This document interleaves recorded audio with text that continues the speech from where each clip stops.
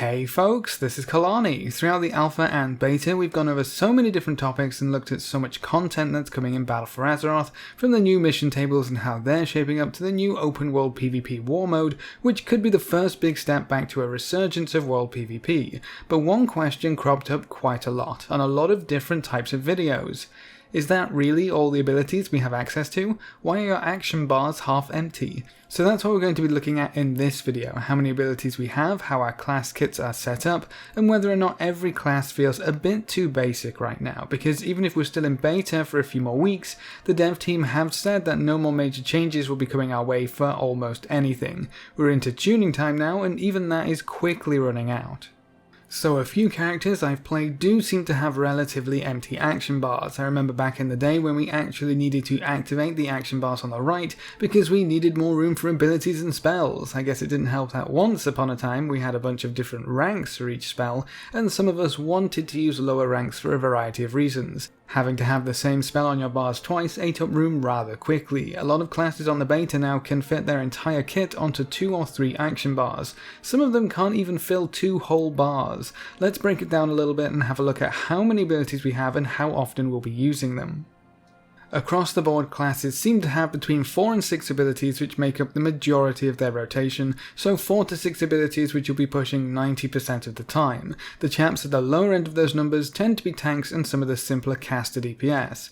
For the most part, you'll be running around with 2 to 3 key abilities, 1 or 2 high impact abilities on a more lengthy cooldown, with at least 1 AoE ability in there as well. Some classes will feel a lot less exciting even though they have quite a few abilities, mainly due to their rotation. If you have 4 abilities which have decently long cooldowns, or you just don't get to use them unless you get a proc, you'll actually end up using 2 or so abilities for the most part and pushing the other buttons when something exciting happens. That can work to a class and spec's advantage, or it can feel boring and monotonous. Honestly, that is probably going to depend on the person playing the class rather than the class itself. I actually enjoy Frost Mage quite a lot, even though it's perceived to be very bland and boring, because you spam a single ability 80% of the time, but if you get some procs you can use your other abilities. Brain Freeze opens up Flurry, and Fingers of Frost opens up Icelands. Then you also have Frozen Orb, which speeds up your rotation every minute or so, and you have an AoE option with Blizzard. It's simple, but it works. I feel like that's the point we've gotten to with a lot of classes. They're simple, but they work. I wouldn't really call any class in World of Warcraft complicated to play, but you might be surprised just how much nuance there is when you get down to the nitty-gritty details of what makes your rotation work perfectly. There's a big difference between playing a class decently and playing a class perfectly. Some classes have a higher skill ceiling and others can pull some great numbers without too much effort, but to play a spec perfectly is something you should always be proud of no matter how easy the spec is supposed to be.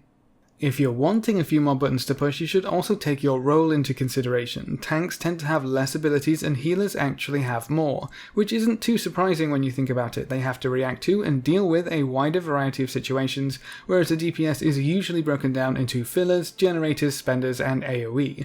So you're only going to have a handful of abilities which make up your main rotation no matter what class you're playing. But what's all this other stuff on our bars? Everything along the top and on the right hand side of these pictures is cooldowns and utility. Usually each class comes with 1 cooldown, usually a 3-minute cooldown, and might have 1 or 2 extra buttons to increase your DPS. Everyone comes with some defensive and utility abilities from battle res, portals, interrupts, slows, etc, etc. What's interesting is that most classes have their defensive or utility abilities across all specs now, so you won't find one spec with an AoE stun that the other 2 specs don't have unless it comes from talents. All Warlocks have Shadow Fury, all Monks have Leg Sweep. Quite a lot of abilities work that way. It's more of a class ability rather than a spec ability, which I think is really cool. But these are more situational abilities. You're going to get some use out of them for sure, but having 10 utility abilities which you can use every so often doesn't make up for 80% of your playtime consisting of 1 or 2 abilities. So we are lacking a little bit in abilities right now, and you can feel it. Quite a few classes feel like they have a hole or two, whether that's simply down to the rotations being boring or not generating any excitement, or your overall numbers of abilities just being lower overall, will depend on the class and player. Some classes do feel a bit jarring, especially transitioning from playing them in Legion. If you pick up a new class that you haven't played in Legion, you might not notice the holes at all, or you just might think that it's a little wonky to play, and that's mainly due to 2 things. The first is our artifacts. We're losing a whole bunch of passives, interactivity between spells, and at least one active ability per spec just by losing our artifacts. The second problem is actually related to class design and class changes from Legion to Battle for Azeroth. A lot of classes just aren't changing. That leaves you with a spec which plays more or less like the start of Legion before we got our artifacts in the first place, which was for all of like 2 quests. The classes which have seen more changes going into Battle for Azeroth tend to feel a bit better and more whole, and a handful of classes can actually still retain their artifact ability, but it's in your talents section. Talents do help a bit to address the issues, but if you're ever in the situation between taking an extra ability to smooth out your rotation and choosing the most efficient build for more healing or more damage, that's never a fun decision to make. Beast Mastery Hunter had that almost throughout Legion. Talents should complement, improve, or switch up your rotation, not plug a few holes that were left open from losing so many gear systems. Now, removing systems at the end of an expansion isn't anything new. I never expected artifacts to be taken forward into Battle for Azeroth, but I did expect something to take its place. Enter Azerite Armor, the one system to rule them all. It's going to replace artifacts, it's going to replace legendaries, and it's going to replace set bonuses from raids. All at the same time. That's a lot to ask from a single system, and it doesn't really seem up to snuff. Azerite Armor does provide us with quite a variety of passive effects which amplify the effectiveness of a few abilities, or gives you some interesting passive buffs. But that's about all it provides, new passive effects. There's no additional buttons to push, no additional procs introduced. They're kind of like lesser traits from artifacts or weak legendary effects, as opposed to golden traits or active abilities. The first major problem with Azerite Armor is that it's actually going to take you a little while to get 3 pieces to fill your head, shoulder, and chest slots, but you also won't unlock all of their powers until you level up your new artifact, the Heart of Azeroth. That's the new carrot on the stick, which is fine and dandy, but even when you manage to unlock all of your traits, I don't think it even fully replaces our artifacts, let alone the other systems that won't be reintroduced. That's the second problem. It just doesn't seem to provide enough of the good stuff at the moment, but one interesting point that keeps coming up from the devs is that they're removing things, artifact, legendaries, set bonuses, etc., so they can add more in the future. Now that doesn't necessarily mean the future has to be right at the start of Battle for Azeroth. The Azerite Armor could just be the first step towards us building back up again.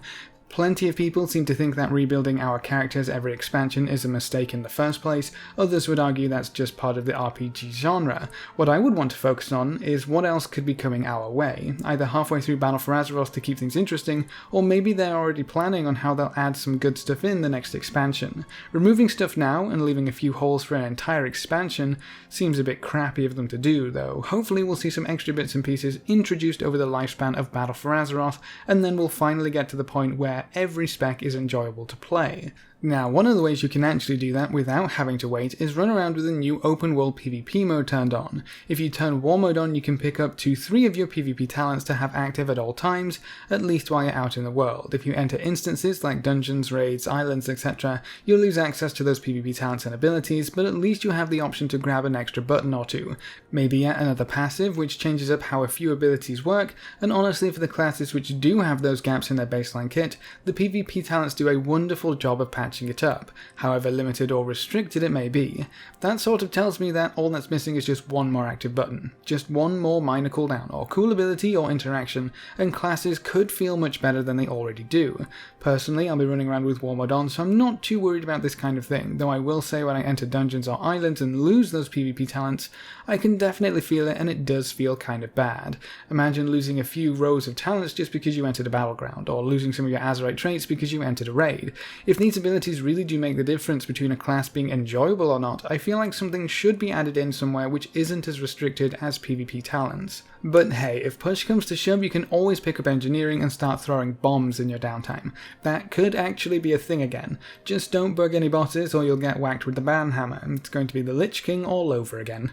All in all, some classes feel okay and some classes don't. I would encourage you to hop onto the PTR, or the beta if you have access, and just really play around with the classes you're interested in. Azerite traits might change a little bit about how we play overall, but they're not going to introduce any new abilities. You can check out the PvP talents too and play about with a war mode on to see if that helps at all, but at this point I think we're all locked in with classes and abilities. The only thing left for now is numbers tuning.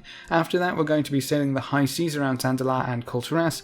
I just hope you guys are happy with how your classes end up playing. It's okay to swap around mains, they won't blame you entirely. Keep your chin up and we might see some extra stuff added in throughout the expansion as well. That's what I'm keeping my fingers crossed for at least.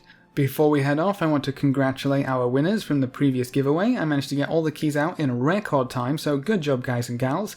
I won't keep you waiting, I wish I could just throw a bunch of keys out for all of you, but we do have limits sadly. So we're going to do another giveaway. It's super easy to enter, all I need from you is a comment below about what ability you missed the most or wish you could bring back into the game. It could be from any expansion, any patch, but what ability would you love to see return to the game and why? Remember to include the hashtag BetaKey4. If you don't have the hashtag, your comment won't be entered into the draw. The giveaway will be active for 48 hours and winners will be selected randomly, so good luck to everyone who enters. If you want to make things super simple for me, you can provide a Twitter handle or a Discord name so I can get the keys out to you super quickly. If we end up relying on YouTube PM, it might take a while longer, so Twitter or Discord really helps me out. Any keys which go unclaimed for 3 days will end up in someone else's pocket, so be sure to keep an eye on things. I previously said a week, but I really don't want these keys to sit around when we only have a short time before Battle for Azeroth launches for realsies, so let's get this done quickly.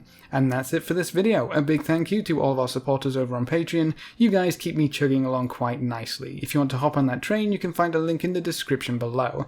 Remember to leave a like just below the video before you leave, and if you want to see more, make sure to subscribe. But apart from that, thanks for watching folks, good luck and have fun, and as always I will see you next time.